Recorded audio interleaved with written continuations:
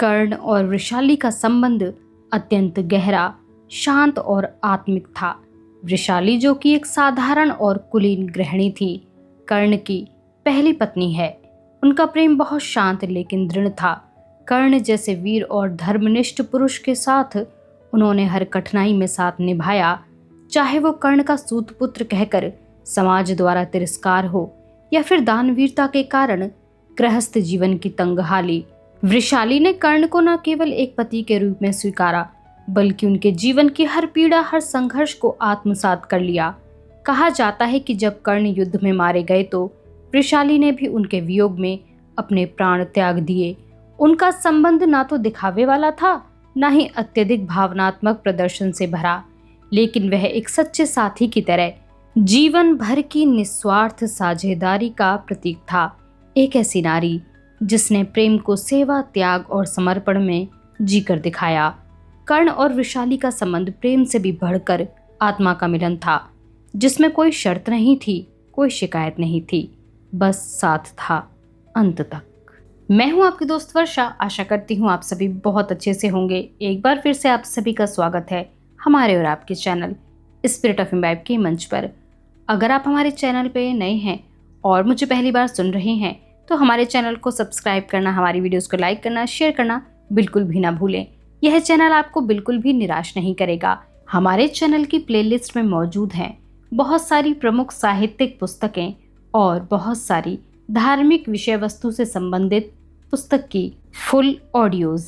हमारे चैनल की प्लेलिस्ट को एक बार खोलकर अवश्य देखें। इस ऑडियो में लेकर हम हाजिर हैं आपके लिए शिवाजी सावंत के कालजयी उपन्यास मृत्युंजय, जो कि महारथी कर्ण के जीवन को आधारित बनाकर लिखा गया है। तो चलिए चलते हैं बिना किसी देरी के इस उपन्यास के अगले भाग की ओर। पांडव अपनी माता को लेकर खांडव वन की ओर चले गए। वहां वे पर्णकुटी बनाकर रहने वाले थे।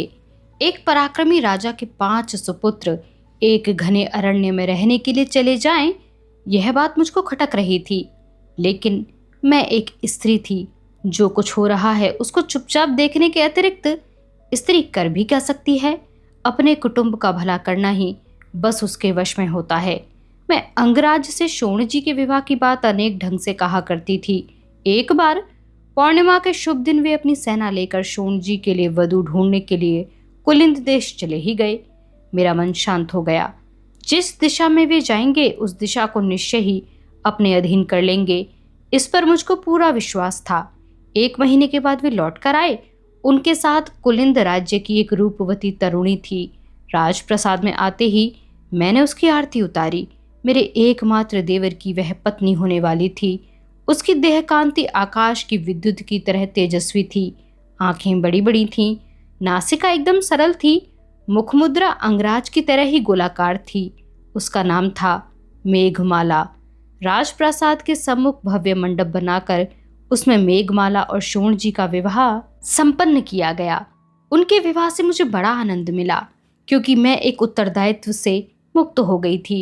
विवाह के उपरांत वंदन करने के लिए जब शोण जी वधू के साथ आए, तब मैं बोली, देवर, यह मेघों की माला आज तुम्हारे कंठ में डाल दी है, उसको संभालना। तुम्हारे संसार में इंद्रधनुषी रंग पुष्पित होंगे। वे परिचित सहजता से हंसते हुए बोले, जैसे भैया ने 2 विवाह किए हैं वैसे ही मैं भी करूंगा। क्या यह समझ रही हैं आप भाभी जी? लेकिन भैया में और मुझ में बहुत अंतर है। मैं, सुप्रिया और मेघमाला, हम तीनों ही अपने सास और ससुर की सेवा कर रही थीं। हमारी ओर देखकर वे सदैव सुख की भावना से कहते, बेटियों, अब तो भगवान हमें अपने पास बुला ले। यही इच्छा होती है। सुख के शिखर से स्वर्ग को जाने वाला मार्ग यदि समीप होता तो कितना अच्छा होता। कर्ण अंगराज हो गया है, उसके विवाह हो गए, शोण भी चतुर्भुज हो गया। हम जैसे सारथी इससे अधिक सुख की और क्या कल्पना कर सकते हैं? मुझको चिकोटी काटती हुई सुप्रिया उनसे कहती, लेकिन पिताजी, हमने सुना है कि नाती का मुख देखे बिना स्वर्ग में प्रवेश नहीं मिलता। हाँ सुप्रिय, वह एक इच्छा शेष है। वृषाली जल्दी ही हमारी वह इच्छा पूरी करेगी। क्यों वृषाली? वे मुझसे पूछते। मेरा मुख लज्जा से लाल हो जाता। मैं सुप्रिया की ओर बनावटी क्रोध से देखती। वह मुख मोड़कर खिलखिलाकर हंसती रहती। सुदामन के बाद कई वर्षों से हमारे महल में बाल बोल नहीं गूंजे थे।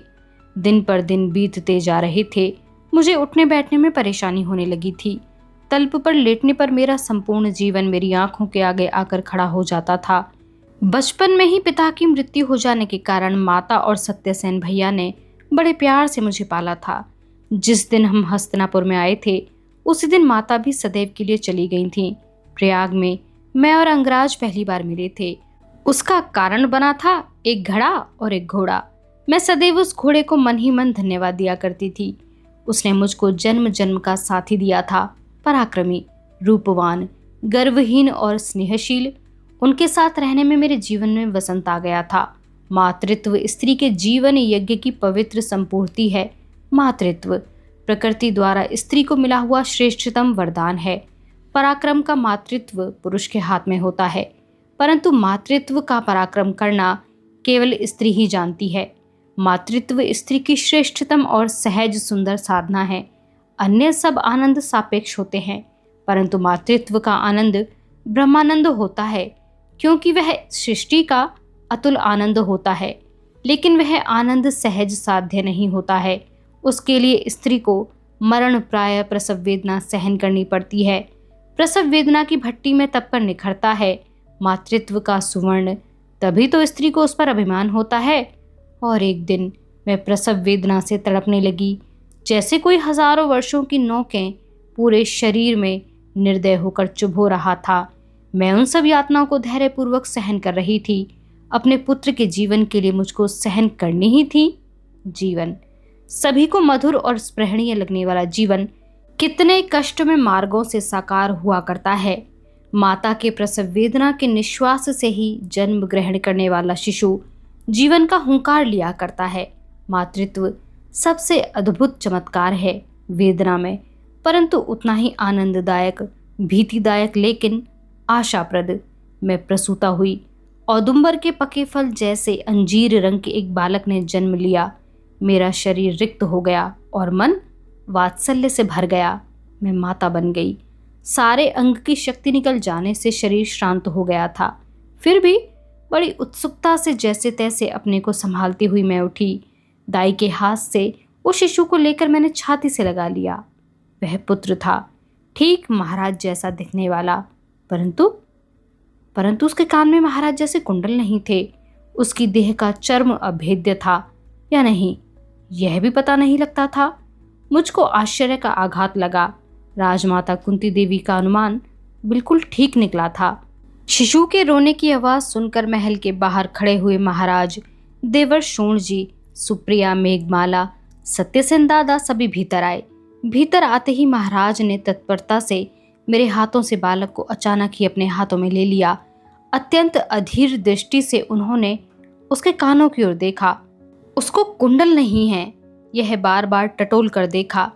उसकी सुकुमार सुकोमल कनिष्ठिका पर उन्होंने धीरे से एक सुई छेदी।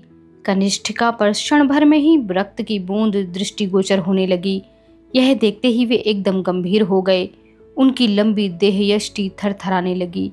शिशु को अपने हाथों से पुनः दाई के हाथों में देकर वे देवर शोण जी के पास गए और उनके कंधे पकड़कर उनको जोर से हिलाते हुए बोले, शोण, तुम मेरे सगे भाई हो, लेकिन तुमको कवच कुंडल नहीं है।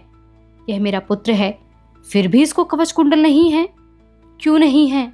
मैं कौन हूं? अरे तुम सब मुझको बताते क्यों नहीं हो कि मैं कौन हूं? वे आगे बोले, सुदामन के समय भी मुझको बुरा लगा था, परंतु अगले पुत्र को कवच कुंडल होंगे, इस आशा से मैंने अपने मन को समझा लिया था। आज इस संबंध में मैं पूर्ण रूप से निराश हो गया हूँ। मेरे किसी भी पुत्र को कवच कुंडल नहीं होंगे। शोण जी चुप थे, स्तब्ध थे। अपने पास खड़ी अपनी माता से व्याकुल होकर अंगराज ने पूछा, माता, तुम्हारे इस पौत्र को भी कवच कुंडल क्यों नहीं है? उन्होंने भी कोई उत्तर नहीं दिया। अंत में वे उसी आवेश में मेरे पास आए और मैं श्रांत हूँ यह भूलकर मेरे हाथों को जोर से हिलाते हुए बोले, वृषाली, कम से कम तुम ही बताओ मैं कौन हूँ। कोई तो मुझे बताए मैं कौन हूँ। इतने क्यों उद्विग्न होते हैं? आप राधा माता के पुत्र हैं, शोण जी के अग्रज हैं, आप इस बालक के पिता हैं, आप अंगराज हैं। मैंने धीरे से उन्हें उत्तर दिया, नहीं वृषाली, यह बात नहीं है। मैं कौन हूँ यह बात स्वयं मैं नहीं जानता और कोई कभी मुझको यह बताता भी नहीं। यह कहकर वे वहां से द्रुत गति से चले गए। मेरे द्वितीय पुत्र का नामकरण हुआ। सभी उसके लिए अनेक सुंदर सुंदर नाम सुझा रहे थे, परंतु मैंने उसका नाम वृषसेन रखने का आग्रह किया। वृषसेन के आगमन से मुझको मन बहलाने का एक सुंदर साधन प्राप्त हो गया। वह हाथ पैर लगातार ऐसे चलाता था कि कभी कभी मुझको डर लगने लगता था।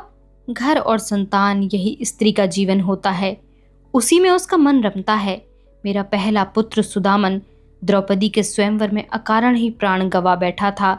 उसकी स्मृति कभी कभी मेरे हृदय में कसक उठती थी, परंतु उसको तो भुलाना ही था। सुप्रिया और मेघमाला वृषसेन को पल भर भी गोद में से नहीं उतारती थीं। वृषु वृषु कहते हुए वे उसको बार बार चूमती। उस समय मुझको ऐसा लगता जैसे मेरे सर्वांग पर कोई सुख के सहस्त्र मयूर पंख फेर रहा हो। सुदामन ही दूसरी देह धारण कर मेरे उदर में आ गया है। मुझे ऐसा लगता शुक्ल पक्ष का चंद्रमा जैसे एक एक कला से बढ़ता जाता है, वैसे ही वह सबकी स्नेह छाया में बड़ा होने लगा। उसकी अंग यष्टि सबकी दृष्टि को आकर्षित कर सकती थी। नित्य मेरे मन में आता कि यदि इसको कवच कुंडल होते तो बहुत ही अच्छा होता। वृषसेन को देखने के लिए महारानी भानुमति और युवरागी दुश्शला देवी आईं। महारानी से मैं पहली बार ही मिल रही थी। मैंने सोचा था कि उनका स्वभाव बड़ा विनोद प्रिय होगा, लेकिन वे बहुत ही अभिमानिनी निकलीं।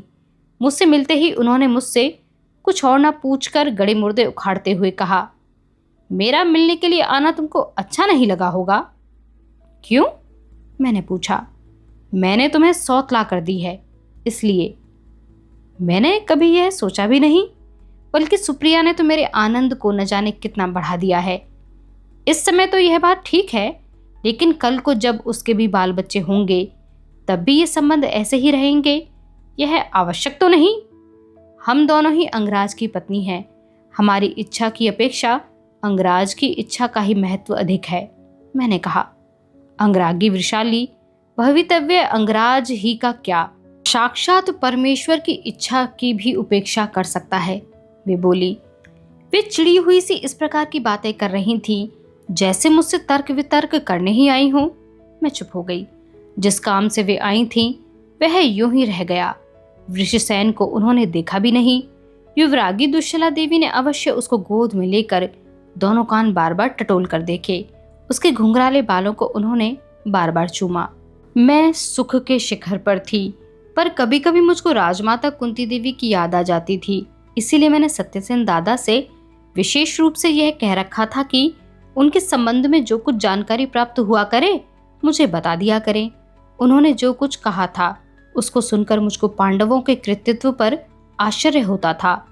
पिछले 6 महीनों में ही उन 5 शक्तिशाली वीरों ने खांडव वन का घना जंगल काटकर साफ कर दिया था। वन में जो गगनचुंबी वृक्ष थे वे धराशायी कर दिए थे।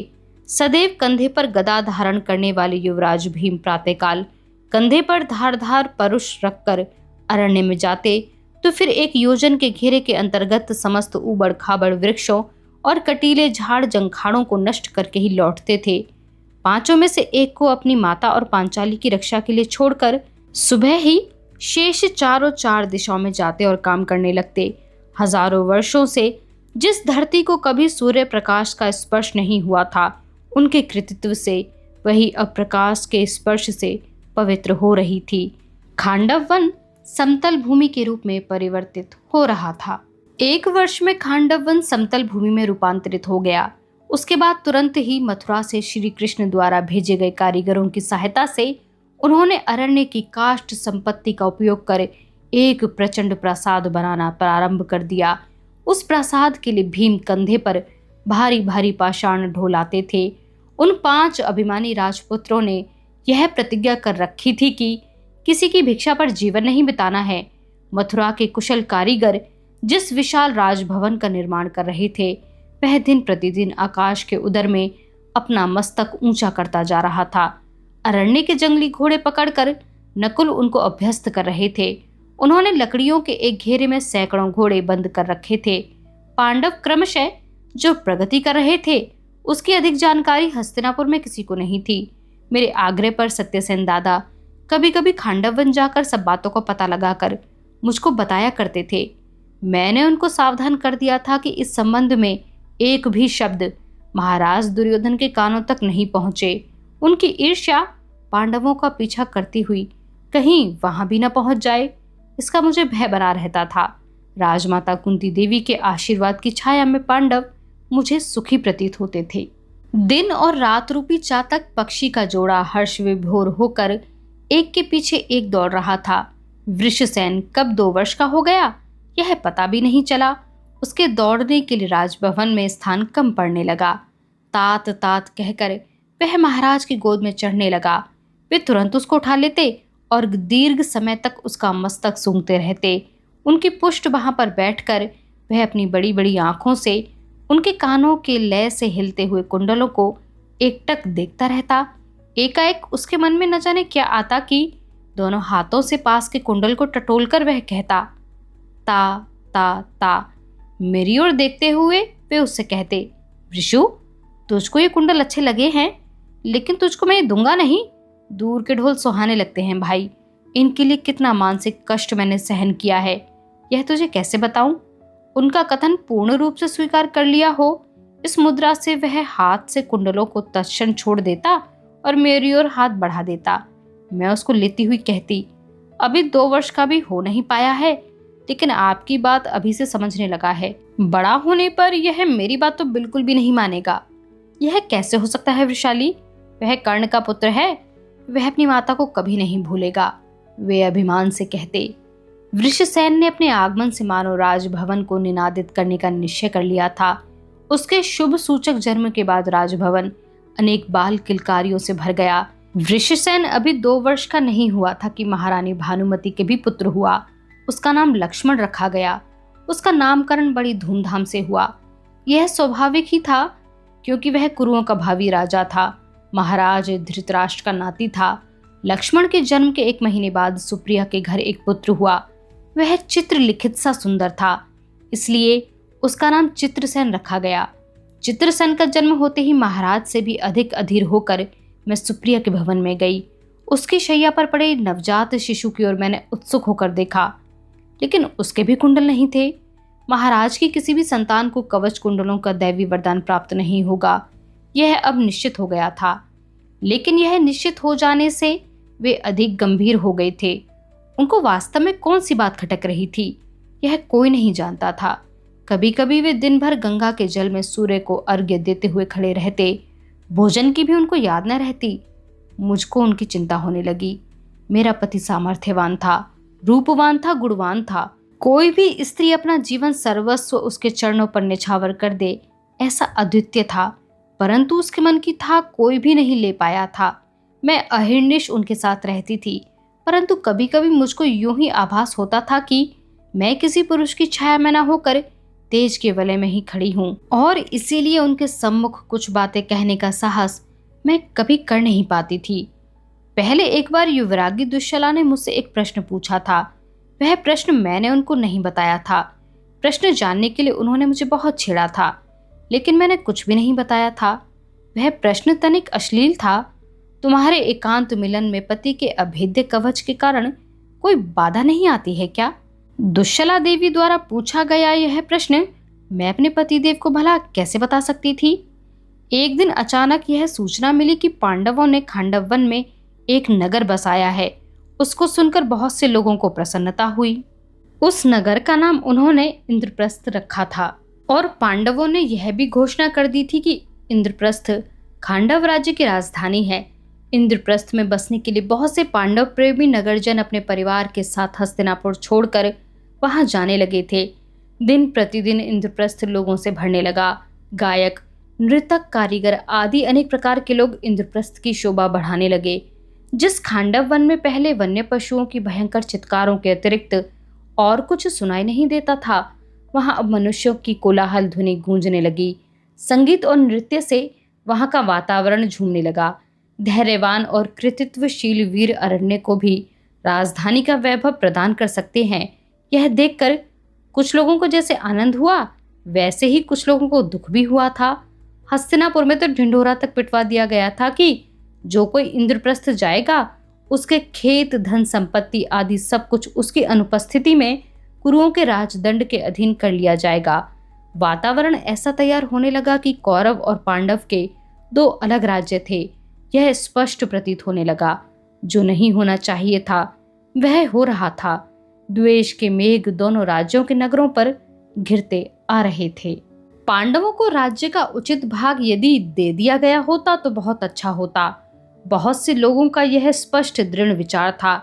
लेकिन सत्ता मदिरा की तरह होती है, वह जिनके हाथ में होती है उनको मदांध बना देती है, और जिनके हाथ में नहीं होती उनको पागल। कौरवों ने भूल की थी, किसी भांति भी उसका समर्थन नहीं किया जा सकता था। लेकिन राज्य का आधा भाग पांडवों को मिल जाने के बाद कुरुवंश के ये 105 वीर मिलजुल कर रहने लगते, यह भी कोई कह नहीं सकता था।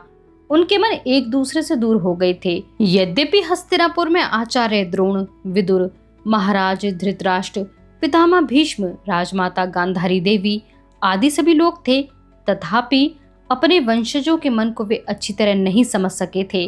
प्रत्येक व्यक्ति बिना सोचे समझे एक दूसरे को दोष दे रहा था।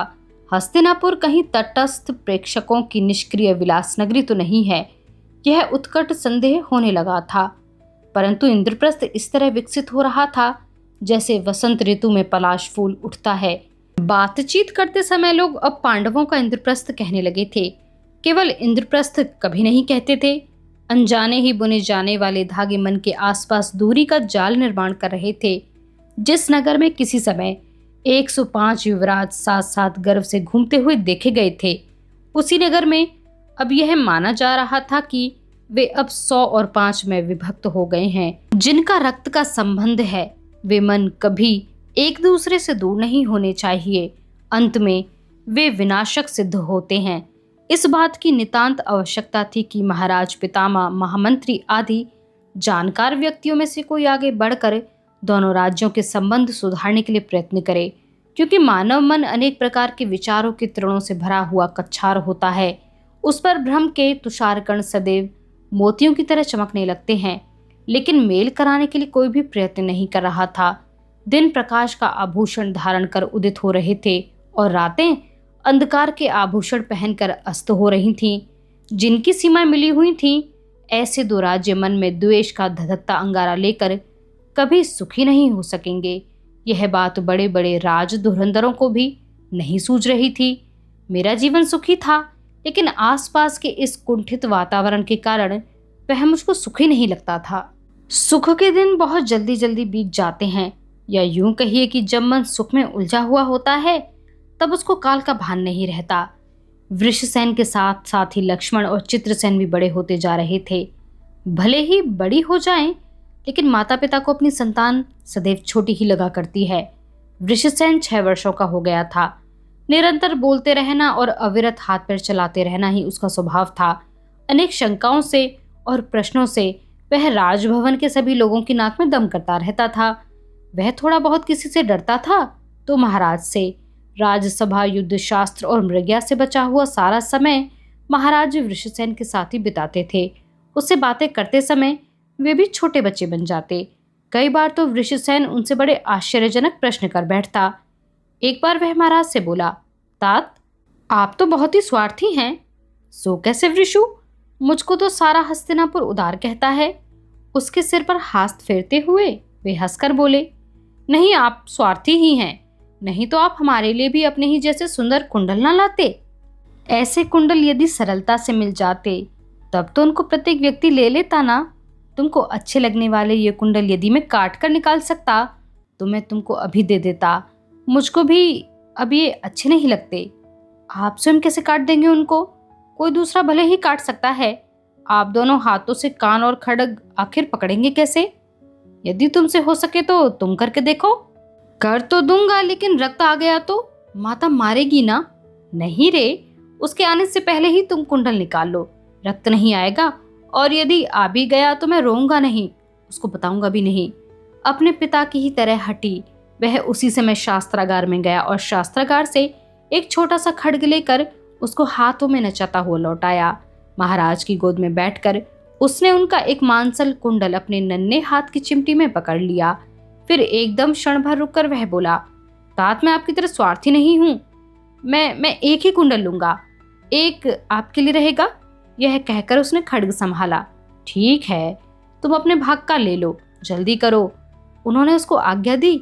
अपनी नीली आंखें बड़ी बड़ी करके वह अब क्या करेगा, यह वे उत्सुक होकर देखने लगे। इतने में ही मैं वहां पहुंच गई। अपने नन्हे नन्हे दांतों से अधर ओष्ठ आवेश से दबाकर वह खड्ग के धारदार फल को उनके कानों पर लगातार फेरने लगा, लेकिन खड्ग घास के पत्ते की तरह उनके कान पर केवल फिरता रहता।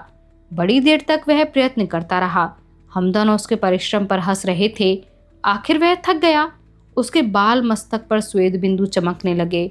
खड्ग भी उससे नहीं उठ रहा था। हाथ से उसको फेंक कर वह उनकी गोद से नीचे उतरा। उन्होंने पूछा, क्यों रे वृषु, क्या हुआ? उसने जो उत्तर दिया वह इतना अनपेक्षित था कि उस दिन मुझको पहली बार ही यह विदित हुआ कि वह बड़ा समझदार है। अपनी पराजय को तनिक भी स्वीकार न करते हुए वह लड़कपन भरी स्वाभाविकता से बोला, कुछ नहीं तात, आपका कुंडल मुझको नहीं चाहिए। क्यों भाई? क्या करूंगा उनको लेकर? आपके कान कितने बड़े हैं और मेरे कितने छोटे। मेरे कानों में वे बड़े नहीं लगेंगे क्या?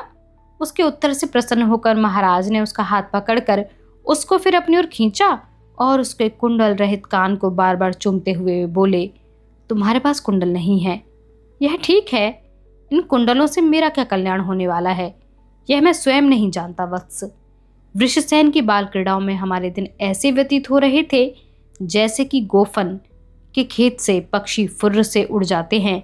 कुछ घटनाओं की स्मृतियां ही शेष रह जाती हैं, सूर्यास्त के बाद अलसाए हुए धूसर अस्पष्ट संधि प्रकाश की तरह।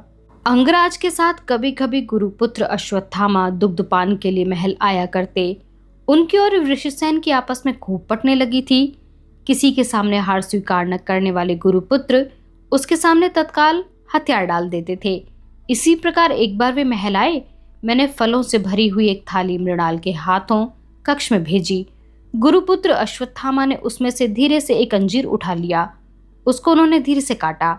फिर उसकी ओर वे बड़ी गंभीर दृष्टि से केवल देखते रहे। तब महाराज बोले, क्या हुआ अश्वत्थामन? अंगराज, ऊपर से सुंदर दिखने वाले इस फल में एक कृमि है। अपना जीवन भी ऐसा ही नहीं है क्या? ऊपर से सुंदर परंतु भीतर से सड़ा हुआ। अश्वत्थामन, इसमें इस फल का क्या दोष है? दोष किसका है इस संबंध में कुछ नहीं कहा जा सकता, परंतु वास्तव में जीवन जैसा दिखाई देता है वैसा नहीं होता, यही सच है। इस फल को ही देखो, बाहर से कितना अच्छा दिखाई दे रहा है। इस पर महाराज ने कुछ न कहा, लेकिन मैंने उन दोनों के वार्तालाप को सुनने वाले वृषसेन को धीरे से अपने आसन से उठते हुए देखा। वह उठा और सोपान से उतरकर राजप्रसाद के सामने का आंगन पार कर गया। फिर महाद्वार से निकलकर चार दीवारी के भी बाहर चला गया।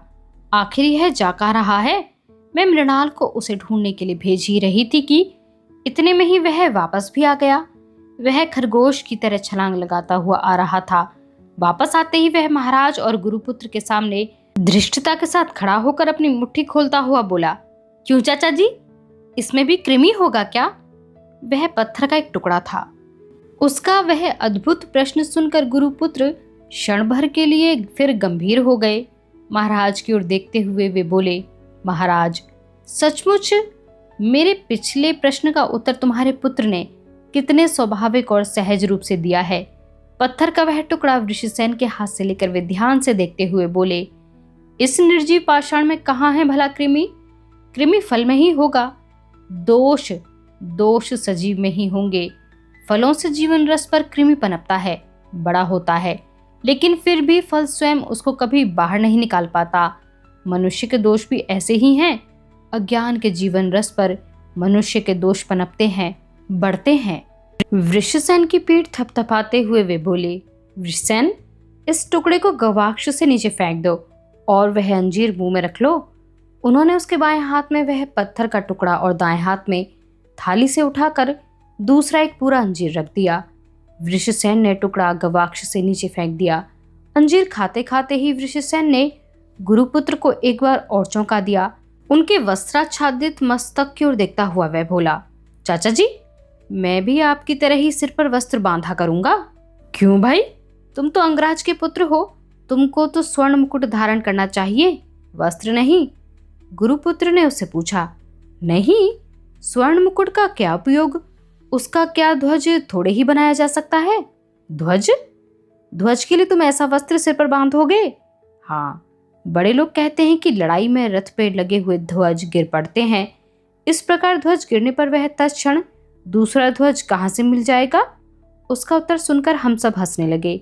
लेकिन हम क्यों हंस रहे हैं, यह उस निष्पाप बालक की समझ में नहीं आया। वृषसेन जब 7 वर्ष का हुआ तब मुझको एक और पुत्र प्राप्त हुआ। उसी समय सुप्रिया को भी एक पुत्र और हुआ। मेरे पुत्र का नाम सुषेण रखा गया और सुप्रिया के लड़के का नाम सुशर्मा। हमारे सास ससुर उनको देखकर फूले नहीं समाये। उन्होंने जीवन भर जो असीम कष्ट सहे थे वे सार्थक हो गए थे। उनका लगाया हुआ कुटुंब का पौधा विशाल वट वृक्ष में बदल गया था। वे मुझसे सदा यही कहते, वृषाली तू गृहलक्ष्मी है, तू सुख का भांडार लेकर ही आई है। हमने जो स्वप्न में भी नहीं सोचा था वही हो रहा है। उनके पैर दबाती हुई मैं कहती, मेरे आने से कुछ नहीं हुआ। महाराज के लिए आपने जो कष्ट उठाए हैं उन्हीं का यह फल है। उसके लिए हमने भला क्या कष्ट उठाए हैं? हमारी पर्णकुटी में उसने जन्म लिया, यही हमारा सौभाग्य है। पत्नी के रूप में तू उसको मिली है, यह भी हमारा सौभाग्य है। यह सब पूर्व जन्मों का फल है बेटी। सास जी की गोद में बैठा हुआ सुषेण ठीक उसी समय हुंकार करता, मानो वह सबको यह याद दिलाता कि मैं भी पूर्व जन्मों के उस फल का एक घटक हूँ।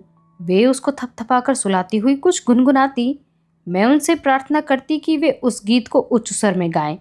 तब वे कहती, वसु जब सुषेण के बराबर का था तब मैं यह गाया करती थी, अब अच्छी तरह याद नहीं रहा। और फिर चंपानगरी की पर्णकुटी का वह गीत इस वैभव संपन्न राजभवन में क्या गाऊं? तू ही अपने पुत्र को एक गीत सुना जो इस भवन के अनुरूप हो। निद्राधीन सुषेण को मेरे हाथों में देती हुई वे कहती, इस माता ने अपने पुत्र के लिए कष्टों के कितने अनगिनत पर्वत उठाए होंगे। यह सोचकर मैं यह अनुमान करती कि मैं इनके सामने कुछ भी नहीं हूँ। सुषेण की पीठ पर 1 वर्ष के बाद ही मेरे वृषकेत पैदा हुआ। मैं 3 पुत्रों की माता बन गई। उन तीनों के आगमन से मेरे जीवन का उद्यान प्रफुल्लित हो उठा। वृषसेन, सुषेण और वृषकेतु, ये उस उद्यान की 3 सुवर्ण कमल ही थे। मुझसे कहीं भी पीछे नहीं रहना है। शायद यह सोचकर ही सुप्रिया ने और भी 2 सुंदर पुत्रों को जन्म दिया। उनके नाम प्रसेन और भानुसेन रखे गए। चित्रसेन, सुशर्मा, प्रसेन और भानुसेन। सुप्रिया के 4 लड़के अपनी माता की तरह ही सुंदर थे। महत्वपूर्ण बात यह थी कि हम दोनों में से किसी के भी एक भी कन्या नहीं हुई थी। बार बार मेरे मन में यह विचार आता कि महाराज के इन 7 पुत्रों की एक बहन होती तो कितना अच्छा होता। लेकिन उस कमी को देवर शोण जी ने पूरा कर दिया। जिस समय मेरे वृषकेतु हुआ था उसी समय उनकी एक कन्या हुई।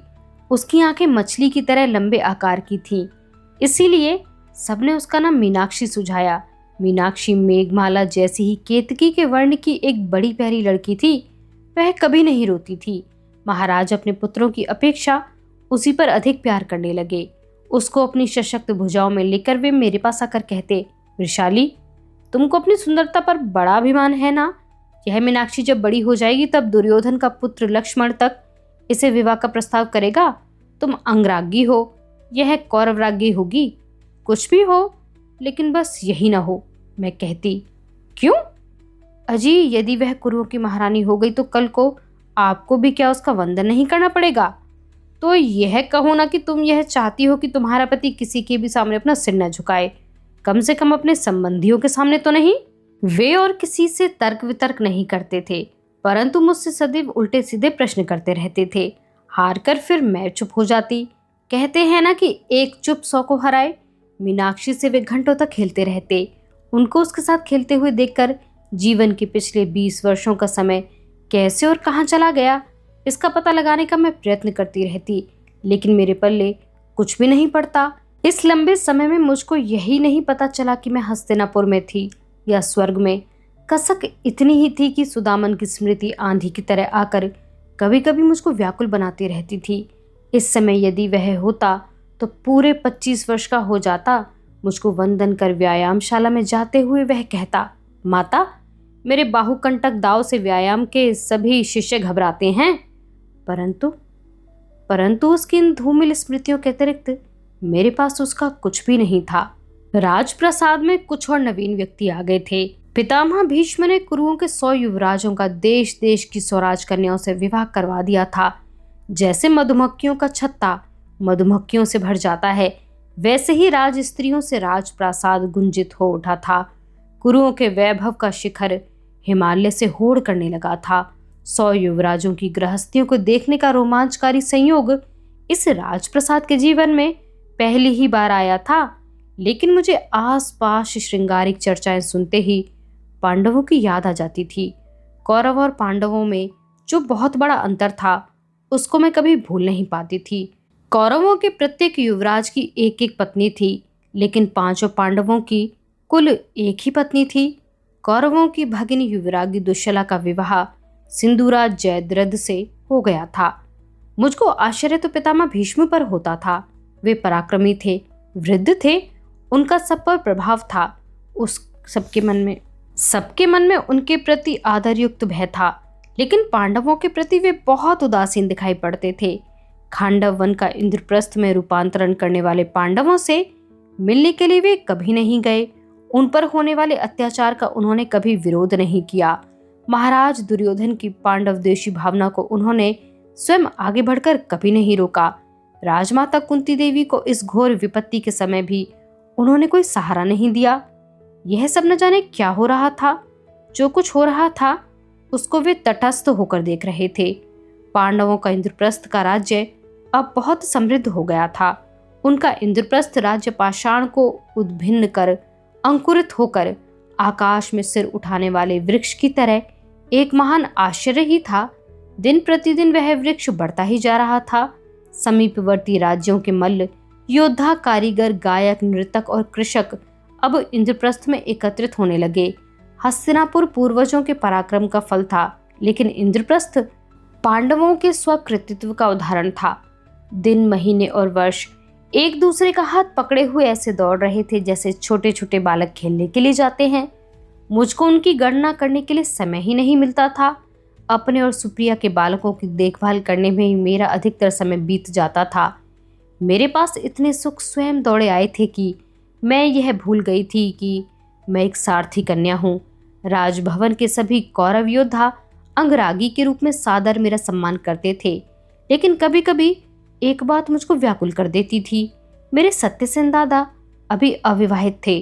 अवस्था में वह मुझसे बड़े थे, इसलिए इस विषय में आमने सामने तो मैं कुछ कह नहीं सकती थी, न विचार विमर्श कर सकती थी। अंगराज को भी उसके विवाह के विषय में मैंने कभी याद नहीं दिलाई थी, क्योंकि अपने भाई के लिए मैं उनसे कुछ मांग करूं यह मुझको स्वीकार नहीं था। लेकिन मेरा मन मुझसे कह रहा था कि एक दिन स्वयं अंगराज ही भैया के विवाह की चर्चा अवश्य करेंगे, और हुआ भी ऐसा ही। एक दिन वे मेरे हाथ में मंगल अक्षत देते हुए बोले, ये किसके मंगल अक्षत हैं, बताओ तो जाने। 2 का अंक अशुभ लगता होगा, इसलिए आप तीसरा विवाह करने जा रहे होंगे, मैंने परिहास करते हुए कहा। नहीं, मेरा तीसरा विवाह तो बहुत पहले हो चुका है, वे भी उसी सहजता से बोले। यह सुनकर क्षण भर को मेरा हृदय धक से रह गया। मैंने घबरा कर पूछा, तीसरा विवाह किसके साथ? देखो वृषाली, तुम मेरी दूसरी पत्नी हो, सुप्रिया तीसरी, फिर पहली भाग्यवती कौन है? मेरा हृदय जोर से धड़कने लगा। धनुर्विद्या, वे ठठाकर हंसते हुए बोले। मेरे हाथों में लगे अक्षतों की ओर उंगली करते हुए वे बोले, ये अक्षत मेरे लिए नहीं है, ये तुम्हारे सत्यसेन दादा के लिए हैं। वृषाली, शोण के विवाह के लिए तुम दिन रात मेरे पीछे पड़ी रहती थी, लेकिन अपने भाई के विवाह के संबंध में तुमने भूल कर भी कुछ नहीं कहा। ऐसा क्यों? क्योंकि मैं अंगरागी तो हूं ही, लेकिन स्वाभिमानी भाई की बहन भी हूं। मेरे पास आकर मेरा हाथ अपने हाथ में लेकर वे बोले, वृषाली, सुप्रिया तुमसे अधिक सुंदर है, परंतु तुम्हारी तरह युक्तिपूर्ण कथन वह कभी कह ही नहीं सकती। कहाँ से सिखाई हो यह सब? आपने धनुर्वेद किससे सीखा है? अपने गुरु से। उनका नाम क्या है? नाम नहीं बता सकता, तो फिर मैं भी अपने गुरु का नाम नहीं बता सकती। देखो, तुम्हारे युक्तिपूर्ण उत्तर फिर शुरू हो गए। मैं हाथों में लगे अक्षतों की ओर देखती हुई चुप हो गई। प्रत्येक अक्षत पर मुझको मोर बांधे हुए सत्यसेन दादा ही दिखाई दे रहे थे। अपनी छोटी बहन के लिए उस विशाल मना भाई ने कष्टों के पर्वत सिर पर रख लिए थे। अपने नाम के अनुसार ही वह सत्य के लिए प्रयत्न करता आया था। पुरोहित ने जो शुभ दिन बताया था, उसी दिन बड़ी धूमधाम से मेरे भाई का विवाह हस्तिनापुर की ही एक सारथी कन्या से हो गया। महाराज दुर्योधन के सारथी होने के कारण भैया के विवाह में वैभव की कोई कमी नहीं रही। उनकी अर्धांगिनी का नाम था पुष्पावती। उस विवाह के 1 महीने के भीतर ही महाराज दुर्योधन के एक कन्या हुई। नगर में चारों ओर दीपक जलाकर नगरजनों ने अपनी राजकन्या का स्वागत किया। पुरोहित ने उसका नाम सुदर्शना रखा। सुदर्शना सुंदर थी। राजभवन में युवराज लक्ष्मण, राजकन्या सुदर्शना, मेरे और सुप्रिया के पुत्र मीनाक्षी आदि अनेक छोटे छोटे बालक उद्यान के पुष्प वृक्षों की तरह आनंद पूर्वक बढ़ने लगे। उनकी बाल क्रीड़ाएं राजभवन में भी नहीं समाती थीं। स्वर्ग के देवगण हस्तिनापुर से ईर्ष्या तो नहीं करने लगेंगे? कभी कभी यह संदेह मेरे मन में झांक जाता था। बीच बीच में कानों से टकराने वाली इंद्रप्रस्थ की चर्चाएं सभी के मन में उत्सुकता जागृत करने लगी। पांडवों ने खांडव वन में स्वतंत्र राज्य स्थापित कर इंद्रप्रस्थ को उस राज्य की राजधानी बना दिया। राजधानी के नाम से पड़ोस के राज्य उस राज्य को इंद्रप्रस्थ राज्य ही कहने लगे। हस्तिनापुर की अपेक्षा इंद्रप्रस्थ का ही डंका चारों ओर बज रहा था। राज्य केवल भव्य भवनों और विपुल नागरिकों पर ही नहीं चला करते। राज्य चलने के लिए संपत्ति की भी आवश्यकता होती है। यह संपत्ति पांडवों ने कब और कहां से प्राप्त की, इस संबंध में हस्तिनापुर में सभी को बहुत कौतूहल था। भीम और अर्जुन ने अपने राज्य को समृद्ध करने के लिए सतत पड़ोसी राज्यों को पदाक्रांत करने में पराक्रम की सीमा पार कर दी। पराजित राज्य उनको कर देने लगे और इस प्रकार उनका इंद्रप्रस्थ संपन्न होने लगा। सैन्य संख्या बढ़ने लगी। अचानक एक दिन पांडवों का राजदूत हस्तिनापुर में आ पहुंचा। वह पांडवों की ओर से भोज पत्र का राजसूय यज्ञ का निमंत्रण लेकर आया था। वासंतिक पूर्णिमा को पांडव एक विशाल यज्ञ प्रारंभ करने जा रहे थे। उस यज्ञ के लिए वे पितामह भीष्म का शुभाशीर्वाद प्राप्त करना चाहते थे। इस निमंत्रण के पीछे ही पीछे पांडवों के पुरोहित धौम्य ऋषि भी स्वयं हस्तिनापुर में आकर निमंत्रण के संबंध में आग्रह कर गए थे। स्वयं युवराज युधिष्ठिर देश देश में 5 सुवर्ण कुंभ लेकर घूम आए थे। इन कुंभों में वे वितस्ता, पुरुषणी, गंगा, यमुना, सिंधु, मंदाकिनी, अलकनंदा, इरावती, सरयू, चर्मणवती आदि अनेक पवित्र नदियों का जल इंद्रप्रस्थ ले आए थे। पांडवों के इंद्रप्रस्थ में राजभवन के सामने होकर ही बहने वाली इक्षुमती नदी के जल में इन पवित्र जलों को मिलाकर यज्ञ के कार्यों में प्रयुक्त करना था। इंद्रप्रस्थ इक्षुमती और यमुना के संगम पर था। राजभवन के सामने इक्षुमती के दूसरे किनारे पर विशाल प्रांगण में यज्ञ मंडप बनाया गया था। उसके चारों ओर निमंत्रितों के लिए विश्राम गृह और भोजनागार भी सुसज्जित कर दिए गए थे। ये सब समाचार हस्तिनापुर में तेजी से फैल रहे थे। युवराज अर्जुन और भीम देश देश में अपने यज्ञ का निमंत्रण देने के लिए घूम रहे थे। जहां देखो वहां ही यज्ञ की चर्चा होने लगी। मेरा भी कौतूहल बढ़ने लगा। इंद्रप्रस्थ कैसा बसाया है, यह कम से कम एक बार तो देख ही लेना चाहिए। मेरा मन यह चाहता था, लेकिन वह संभव नहीं था, उचित भी नहीं था। इस दीर्घ समय में पांडवों ने चारों दिशाओं में दिग्विजय की थी। गाड़ियां भर भर कर अपरिमित धनराशि लाकर उन्होंने इंद्रप्रस्थ का भंडार पूर्ण किया था। महल में पांडवों के विषय में जो चर्चा चलती थी, वह सुनकर यह सारी जानकारी मुझे हो गई थी। दिग्विजय में उन्होंने 2 ही राज्यों पर आक्रमण नहीं किया था, एक मथुरा और दूसरा हस्तिनापुर। वैसे यह इंद्रप्रस्थ का पहला ही निमंत्रण नहीं था। 5 पतियों से द्रौपदी को 5 पुत्र हुए थे।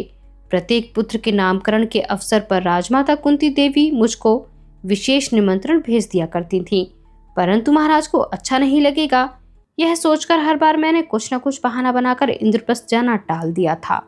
लेकिन प्रत्येक युवराज का नाम क्या क्या रखा गया है, इनका पूरा पता मैंने अच्छी तरह लगा लिया था।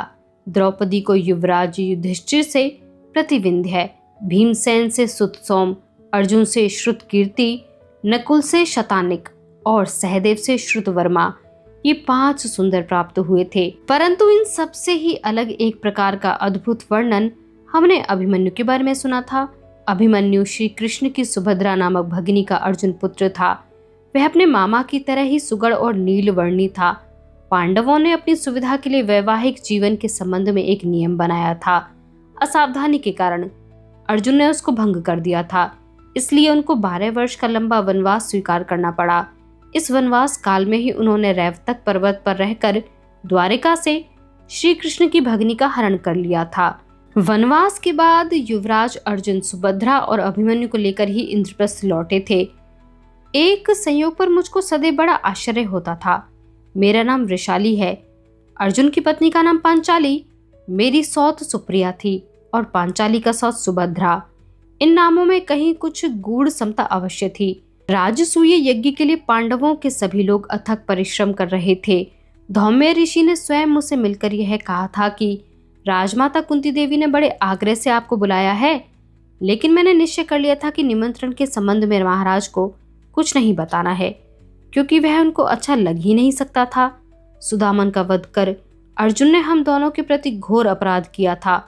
बातों के प्रवाह में धौम्य ऋषि ने एक दो अत्यंत महत्वपूर्ण बातें भी बता दी। खांडव वन के अरण्य को जलाते समय अग्नि और अर्जुन में दारुण युद्ध हुआ था। इस युद्ध से संतुष्ट होकर अग्नि ने अर्जुन को गांडीव नामक धनुष और 2 अक्षय बाणों के तरकश दिए थे। श्री कृष्ण को एक तेजस्वी सुदर्शन चक्र दिया था। जरासंध के मगध राज्य से अभी हाल में ही लौटे युवराज भीमसेन ने राक्षस राज वृषपर्वा से एक दिव्य गदा भी प्राप्त कर ली थी। अर्जुन ने तो उस दिव्य धनुष के बल पर ही दिग्विजय का कार्य पूरा किया था।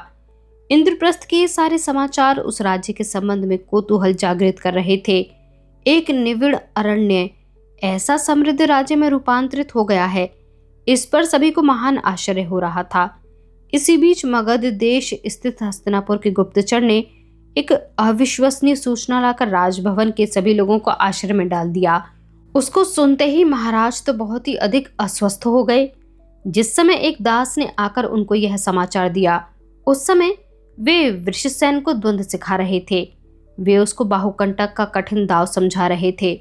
आने वाला दास मगधों के राजा के वध की सूचना लेकर आया था। सुनते ही वृषसेन को ज्यों का त्यों छोड़कर महाराज उस दास के पास गए और उसके कंधे को झकझोरते हुए उन्होंने उससे पूछा, उस विख्यात जरासंध को किसने मारा है? बोल किसने? युवराज भीम ने। उसने घबराकर उत्तर दिया, अकेले ही? असंभव है। उस समय भगवान श्री कृष्ण भी वहां उपस्थित थे। उसका उत्तर सुनते ही महाराज स्तब्ध हो गए। दास चला गया। पीठ पीछे दोनों हाथ बांधकर न जाने किस विचार में डूबे हुए वे इधर से उधर चक्कर लगाने लगे। मैंने वृषसेन से पूछा, वृषु, पिताजी ने जो दांव सिखाया है वह उनको करके दिखाएगा? तात क्या मेरी बराबरी के हैं? चित्रसेन या लक्ष्मण को ला मेरे सामने, तब मैं उसको दिखाऊंगा अपना बाहु टंकट। वह बाहुकंटक नहीं कह पाता था। मैंने सोचा कि महाराज कौतुक से उसको उठा लेंगे और बाहुटंटक नहीं बावरे, बाहुकंटक कहते हुए उसके मस्तक का अवग्रहण करेंगे, लेकिन वे अपने ही विचारों में डूबे हुए थे। जरासंध के वध की उनको कोई बात अवश्य खटकी थी। किस बात की चिंता कर रहे हैं आप? मैंने उनको सचेत करने के लिए कहा। वे एकदम रुककर बोले, श्री कृष्ण की। सो कैसे? आखिर श्री कृष्ण ने जरासंध का अंत कर ही दिया, इसलिए। आपने शायद बात अच्छी तरह नहीं सुनी। जरासंध का वध श्री कृष्ण ने नहीं किया। श्री कृष्ण का उस वध से क्या प्रयोजन? भीम ने मारा है उसको। प्रयोजन श्री कृष्ण का ही था। जिस कंस का श्री कृष्ण ने वध किया था वह कंस जरासंध का जामाता था। अपने जामाता के वध का प्रतिशोध लेने के लिए जरासंध ने विशाल सेना लेकर अनेक बार मथुरा पर आक्रमण किए। उसके आक्रमणों से उकताकर श्री कृष्ण को अंत में मथुरा छोड़कर भाग जाना पड़ा, पश्चिम में द्वारिका को। इसीलिए उन्होंने जरासंध का अंत करवा दिया होगा। इंद्रप्रस्थ का यज्ञ मथुरा मुक्ति के आनंद के लिए ही हो रहा है। वृषाली, मुझको उस यज्ञ का निमंत्रण नहीं मिला है, लेकिन फिर भी इंद्रप्रस्थ जाऊंगा। बिना निमंत्रण के उनके जाने का निश्चय करना मुझको कुछ विचित्र सा लगा, परंतु मैंने कुछ कहा नहीं। उनके दृढ़ स्वभाव को मैं जानती थी। चाहे निद्रा में ही क्यों ना निकला हो, लेकिन मुख से निकले हुए शब्द को वे सत्य कर दिखाते थे। जरासंध का अंत करने वाले श्री कृष्ण से मिलने को उत्सुक हैं शायद आप? वृषाली, पत्नी पति की अर्धांगिनी होती है, यह तुमने सिद्ध कर दिया है। वह कारण तो है ही, पर सच पूछो तो जरासंध के सेनापति चेदीराज शिशुपाल से मैं उस द्वंद्व के विषय में सविस्तार जानकारी पूछूंगा। भीम ने उसको किस दांव से मारा, यह मैं भी जानना चाहता हूँ। द्वंद्व से उनको अतिशय प्रेम था। वे सदा कहते थे, द्वंद्व का अर्थ है स्पष्ट रूप से शक्ति की सीधी कसौटी। पूर्णिमा से एक दिन पहले सभी कौरव योद्धाओं ने इंद्रप्रस्थ की ओर प्रस्थान कर दिया। महाराज दुर्योधन ने यह प्रयत्न किया कि पांडवों के यज्ञ में कोई न जाने पाए, लेकिन पितामह भीष्म ने इस संबंध में प्रारंभ से ही कठोर रुख अपनाया। उन्होंने सबसे पहले स्पष्ट कह दिया कि यदि तुम लोग वृद्धों का मान रखना चाहो तो सबसे पहले वृद्ध गुरु के रूप में मैं तुम सबको यज्ञ में सम्मिलित होने की आज्ञा देता हूँ, लेकिन आज्ञा मानकर केवल आने से ही काम नहीं चलेगा। उस यज्ञ में मैं जिस काम के लिए जिससे जो कुछ कहूँगा वह काम प्रत्येक को करना ही पड़ेगा। यह मेरी इच्छा नहीं बल्कि आज्ञा है। औरों के आगे अपने हट कभी न छोड़ने वाले महाराज दुर्योधन पितामह के आगे कुछ भी न कह सके। पितामह के त्याग और पराक्रम से सभी परिचित थे। मन ही मन भले ही झुंझलाते रहे, परंतु पितामह की आज्ञा का पालन तो सबको करना ही था। अंगराज भी सबके साथ इंद्रप्रस्थ जाने लगे।